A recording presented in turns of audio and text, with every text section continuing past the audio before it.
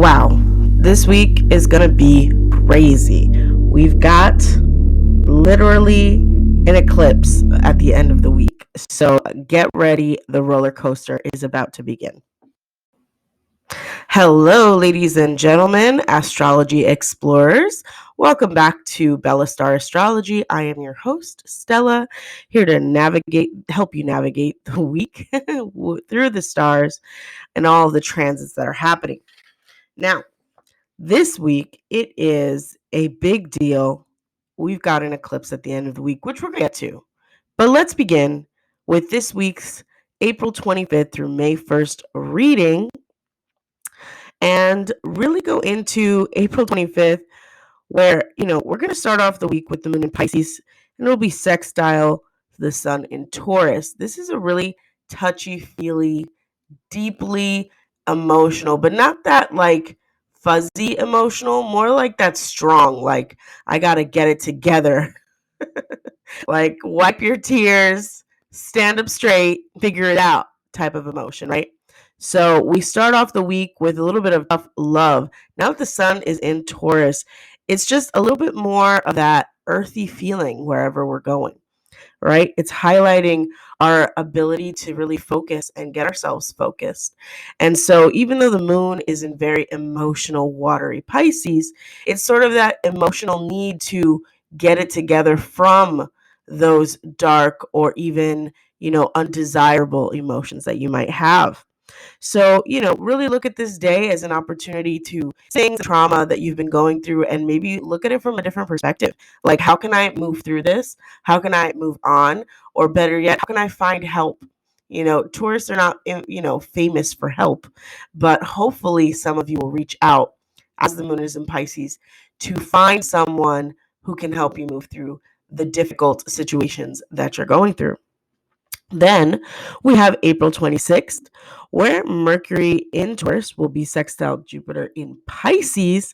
And this is going to be more reinforcing that positive energy of getting it together and just staying positive, real law of attraction vibes. Like, the Mercury in Taurus is really helping us to make our communications more positive, more solid.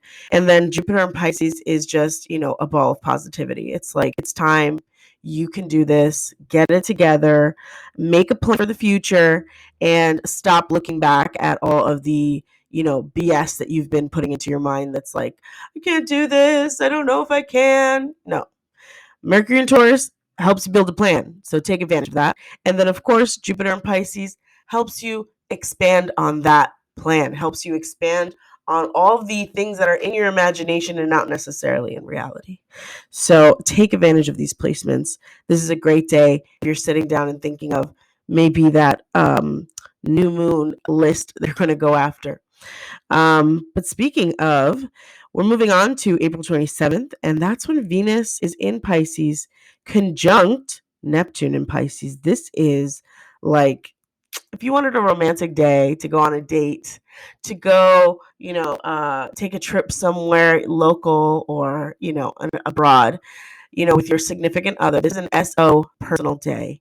You guys are going to be super indulgent with each other, super dreamy with each other, making out on the streets. I don't know. No, really enjoying each other's company, luxuriating in the dreamy feeling of being in love. And, just watch out for the hot mess people. That might be a little too sloppy. And maybe you could make the wrong choice just because, Neptune is so hazy. It kind of puts a veil over your eyes, and maybe you're out and you're doing karaoke and you look across the room and totally not right person for you back. But because Venus and Neptune are conjunct in Pisces, you're just like, well, this must be it. This is the guy. Well, guys, I'm here to warn you. Just look twice, okay? If you're already in a relationship, great time to go on a date, great time to connect each other, great time to connect with each other. And most importantly, look for ways to sort of figure out some red flags about the new people that you are attracting, just because Neptune might put a veil over your eyes about them.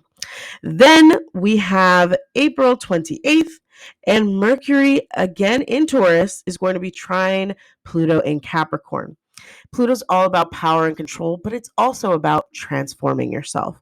So if there's something that you've been trying to build with that Mercury placement in Taurus, now's the time to take advantage of that Pluto transformative energy and make yourself transform into the person that is going to accomplish these things.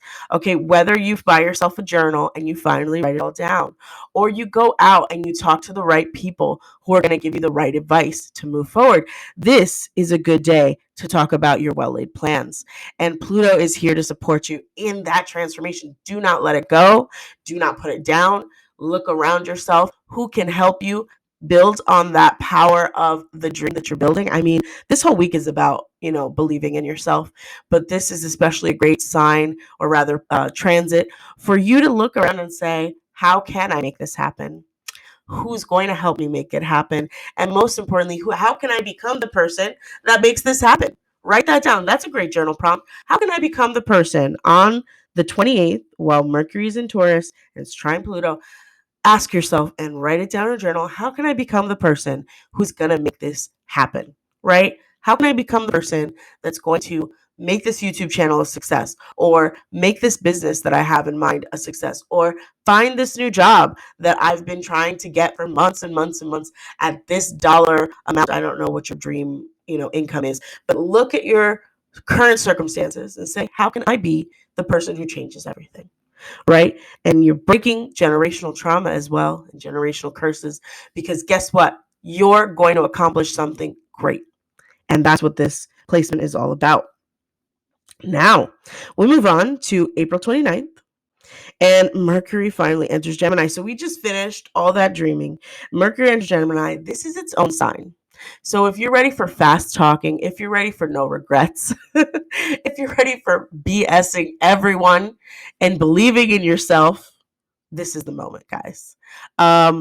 Gemini is a positive sign. It's a very action-oriented sign, but just be careful with the words you say, because you might have some foot and mouth syndrome, or you might ask the right question, because it is, but the wrong moment, right? So Mercury is terrible at timing. It's either too fast or too slow. The the retrograde and the moving forward and everything else. But you want to be in the right place at the right time. I would say up until this moment, Mercury and Taurus has been making you super, super planny, super, super straight in your ways of getting it done. Like you've been on the right path. You've been doing everything the right way. And now Gemini comes in to throw a wrench and say, we're not doing it fast enough. What are you doing? Make more moves. Do more things. Explode with all the energy in the universe. And I'm so excited because I love this transit. Mercury's in its own sign. It's super supportive of our ability to communicate, to sell our dreams to others, to help others, and most importantly, to communicate with our neighbors, with our friends, with our extended families, and be more connected with each other. Just be careful of that foot and mouth syndrome, where you're just kind of spewing a lot of facts and you're not really saying a lot of things. Make it so that you are thinking before you act, especially with the Mercury in Gemini transit, because we don't, Geminis, not really thinking a lot about the next 10 steps, really thinking about today, to yesterday. Why didn't it happen already? Super impatient with their timeline. Plan everything out while Mercury's in Taurus, and then when that shift happens, execute, execute, execute. Do it all. Explode with energy, and good luck. And then finally, on April 30th, we can get to what we've all been waiting for, which is the new moon solar eclipse in Taurus. That's it, ladies and gentlemen. We've been waiting a long time for the first solar eclipse of this year, and it's been super exciting to see the transition that's happened since all the eclipses in Cancer, Capricorn, all the eclipses in Gemini, Sagittarius, and now we get the Taurus solar eclipse. And let's say you have been working really hard, you've been planning everything. This is the supercharged energy that you need to make it all into reality. You've set all the foundations, or you're setting foundations today. Everything that you put down in the plans that you want for 2022, rewrite them under this new moon. Make them solid under this new moon. Recommit to your dreams under this solar eclipse, right? And it's going to bring way more creativity, way more action, way more like financial stability to whatever it is you're trying to accomplish.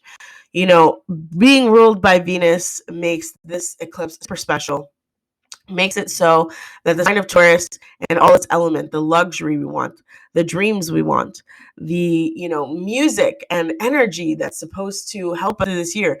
Maybe there'll be some great songs released this week. I'm just predicting that. And most importantly, just creating a solid foundation. This could be a great day for a financial reset. You know, whether it is you are paying your student loans and you're thinking about those things. Maybe you'll get another extension if you live in the United States, and I'm talking about on your student loans. And then, most importantly, just set your goals on creating financial stability. Taurus favors the slow and the steady. So if you're out here going wild, trying to make money overnight, this is not your transit. Those of us who are out here building something, building our future, building financial stability, doing, you know, our fire sort of activities and making things happen on a turtle's pace, you know, because fast is slow, according to Taurus, or rather, yeah, slow is fast. Whatever. So Taurus is all about the well-laid plan. Taurus is all about the bricks, not the, you know, a slab of siding on a wall. Like, build a solid foundation and make it so that foundation can help not this generation, but all generations after it, because this is a solar eclipse. So it can be felt long its transit. And hopefully you're out there building and creating that slow is fast mentality and making something that maybe in 5 years, maybe in 6 years, maybe in 10 years will be the foundation of what you want for your life. And sometimes you'll be blessed, especially if you are, you know, a sign ruled by Venus, like a Taurus, for example. And sometimes you'll be blessed with even more. So good luck. And hopefully this transit will support all your dreams. And of course, we can never forget all of the sacrifice that it takes to make it to what we want. So make sure you're fully invested in all of the things that you do. Now, thank you so much for listening to this reading. I hope it has helped you navigate this week. Please come back to it as you are going through the week. You're like asking yourself, what is going on? Listen to this again. And most importantly, please please share for anyone who might need a little bit of guidance during this eclipse season. This is my official reading for the eclipse, and I hope you enjoyed it. I hope that this week you honor the energy of this week of building something solid, of believing in yourself, believing in your dreams, of creating from a solid place, from a great slow is fast pace. And most importantly, if you yourself would like your own personal reading specific to your synastry with someone or your love life, how it's going, or even just understanding yourself on a deeper level with astrology, please go ahead and click on the link in the description for your own personal reading. Thank you so much and have a wonderful week, astrology explorers.